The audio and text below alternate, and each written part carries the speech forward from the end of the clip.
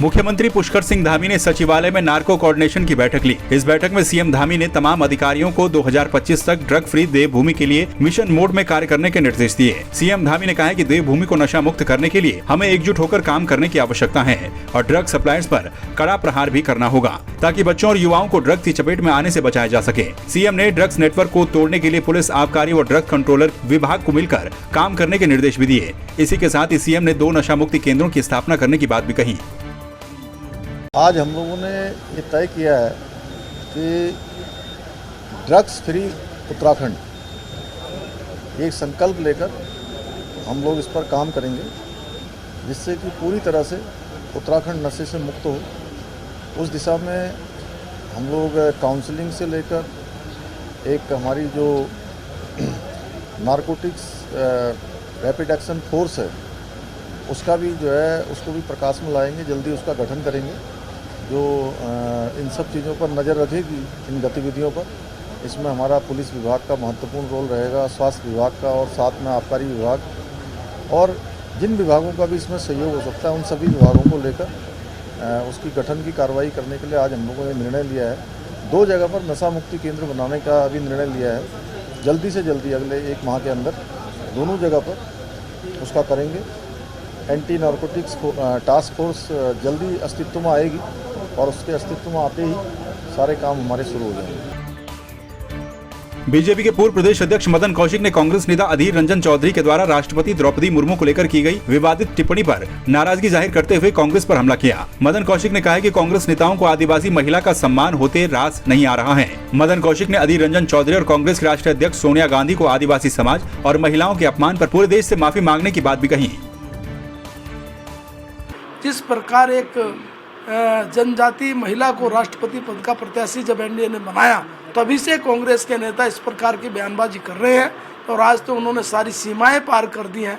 और जिस प्रकार श्रीमती द्रौपदी मुर्मू के प्रति एक इस प्रकार की एक टिप्पणी की है, निश्चित रूप से मैं कांग्रेस की अध्यक्षा और संपूर्ण कांग्रेस से कहना चाहूँगा कि आगे बढ़कर या तो माफ़ी मांगे, और अगर आप माफ़ी नहीं मांगते तो निश्चित रूप से इस सारी टिप्पणी में कांग्रेस के संपूर्ण लोगों का हाथ है। सदन से निलंबित किए गए आप सांसदों की बहाली की मांग को लेकर आप कार्यकर्ताओं ने देहरादून के घंटाघर स्थित डॉक्टर भीमराव अंबेडकर की प्रतिमा के सामने धरना प्रदर्शन किया और उपवास रखा। इस दौरान आपके गढ़वाल मीडिया प्रभारी रविंद्र आनंद ने कहा कि केंद्र सरकार ने लोकशाही का कत्ल करते हुए आम आदमी पार्टी के 3 सांसदों को निलंबित कर दिया है, जिनकी बहाली की मांग को लेकर वो धरने पर बैठे हैं। उन्होंने कहा कि आम आदमी पार्टी सरकार से मांग करती कि जल्द से जल्द निलंबित सांसदों की बहाली की जाए। केंद्र सरकार ने लोकशाही का कत्ल करते हुए आम आदमी पार्टी के 3 सांसदों को निलंबित किया है, जिसमें श्री संजय सिंह, श्री सुशील गुप्ता और श्री संदीप पाठक जी हैं। हम उनकी बहाली की मांग को लेकर के आज देहरादून के बाबा भीमराव अंबेडकर पार्क में बाबा साहेब के चरणों में बैठकर संविधान पर चलते हुए संविधान की रक्षा करने के लिए आज हमने उपवास और धरना कार्यक्रम रखा है। और हमारी ये मांग है केंद्र सरकार से कि निलंबित सांसदों की बहाली की जाए। कांग्रेस के वरिष्ठ नेता अधीर रंजन चौधरी की राष्ट्रपति द्रौपदी मुर्मू पर टिप्पणी के बाद विवाद बढ़ता जा रहा है। सोनिया गांधी और केंद्रीय मंत्री स्मृति ईरानी के बीच लोकसभा में इसी बात को लेकर नोकझोंक भी हुई, जिसके बाद कांग्रेस जनों में आक्रोश है। इसके विरोध में कांग्रेस कार्यकर्ताओं ने देहरादून के एशले हॉल चौक पर स्मृति ईरानी का पुतला दहन करते हुए अपना विरोध प्रकट किया। कांग्रेस ने स्मृति ईरानी से माफी मांगने की मांग भी की।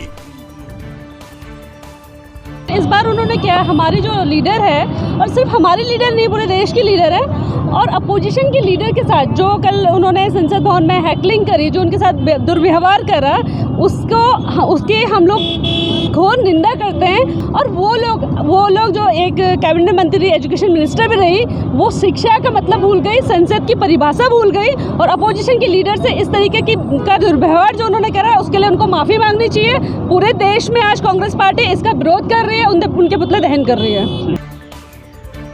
शहरी विकास मंत्री प्रेमचंद्र अग्रवाल ने स्मार्ट सिटी के तहत किए जा रहे कार्यों का स्थलीय निरीक्षण किया। इस दौरान उनके साथ देहरादून के मेयर सुनील उनियाल गामा, डीएम देहरादून समेत कई अधिकारी मौजूद रहे। प्रेमचंद्र अग्रवाल ने अधिकारियों को स्मार्ट सिटी के कामों को जल्द पूरा करने के निर्देश दिए। उन्होंने गांधी पार्क से घंटाघर की तरफ होने वाले स्मार्ट रोड के कार्य का भी स्थलीय निरीक्षण किया और कार्य में देरी होने पर ठेकेदार एवं स्मार्ट सिटी के अधिकारियों से कारण स्पष्ट करने को कहा।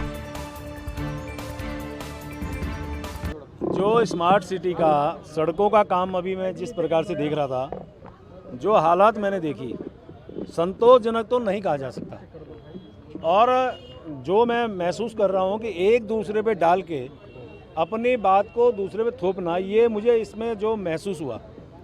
और यहाँ जो सीईओ हैं सोनिका जी, उनसे भी मैंने कहा है, यदि इस स्थिति में हम लोग रहेंगे कि कंप्लीट करने की जो तिथि वो ख़त्म हो गई, एक्सटेंशन की जो डेट थी वो ख़त्म हो गई, उसके बावजूद यदि हम हालात ये रहेगी तो इसमें जो काम नहीं हुआ वो तो समझ में आता है कि नहीं हुआ, लेकिन जनता को इसमें बड़ी दिक्कत हो रही है। सवाल जनता का है। हमारा मकसद स्मार्ट सिटी का ये था कि हम जनता को उसमें सुविधाएं देंगे। ऐसी स्थिति में इनके जो नाकामियां हैं उसके कारण जनता को भी दिक्कत हो रही है। और मैंने सोनिका जो हमारी सीईओ हैं इसकी, उनको कहा है कि इनके साथ बैठ के यदि हमें आवश्यकता पड़ेगी तो उनके खिलाफ एक्शन भी लेंगे।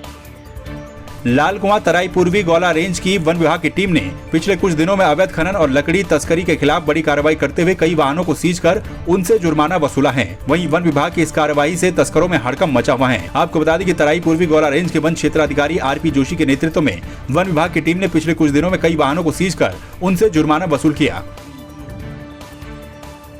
अवैध खनन अवैध पातन के लिए गौला रेंज में 3 टीमें गठित की गई हैं, जो 3 पालियों में काम करती हैं। सुबह 6 से 2, 2 से 10, 10 से 6 लगातार 3 टीमें कार्यरत हैं, गश्त करती हैं। और गश्त के दौरान अगर कोई ऐसी वन अपराध होता तो मिलता है तो उसको पकड़ते हैं। और इसके अलावा अवैध पातन के जो मामले हैं वो भी पकड़े जाते हैं। अभी बरेली हल्द्वानी रोड पर 2 दिन पहले एक वाहन मिला था अवैध इलीगल अभियान करते हुए, उसको पकड़ा है, जिसको सीज कर दिया गया है। इसी प्रकार और भी जो वन अपराध हैं अवैध खनन के, वह हैं, अगर वो संज्ञान में आने पर तो कार्रवाई की जाती है। टीम मुस्तैद है और ऐसे प्रकरण अवैध पातन अवैध खनन के प्रकरण बहुत कम हैं। विश्व बाघ दिवस पर देहरादून के इंद्रलोक होटल में बाघ जागरूकता को लेकर एक फोटो प्रदर्शनी का आयोजन किया गया। प्रदर्शनी का आयोजन दून आर्ट काउंसिल और wild life institute of India के द्वारा संयुक्त रूप से किया गया। प्रदर्शनी का शुभारंभ बतौर मुख्य अतिथि मुख्यमंत्री के सचिव आर मीनाक्षी सुंदरम और अपर प्रमुख वन संरक्षक रंजन कुमार मिश्रा ने किया। उत्तराखंड में बाघ संरक्षण के लिए फेयरलेस बाघ नाम से शुरू की गई ये फोटो प्रदर्शनी आगामी 16 अगस्त तक जारी रहेगी।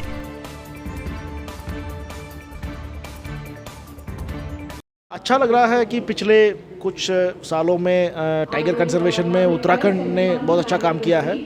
और हमारे जिम कॉर्बेट जो मेजर टाइगर रिजर्व है उसमें टाइगर्स की संख्या बढ़ी है और ये अच्छा संकेत है और होपफुली ये वर्क आगे भी कंटिन्यू रहेगा। सबसे बड़ा रीज़न है कि आज हमने सेलिब्रेट कर रहे हैं ग्लोबल टाइगर डे, जिसको इंटरनेशनल टाइगर डे भी कहा जाता है। 29 जुलाई 2010 से ये शुरू हुआ था, आज 12 साल हो गया है हमारे पास। और जिस प्लेज के साथ हम शुरू किए थे कि डबल होना चाहिए भारत में, उसका संख्या हमने 2018 में ऑलरेडी कर चुके हैं और आगे भी बढ़ रहे हैं।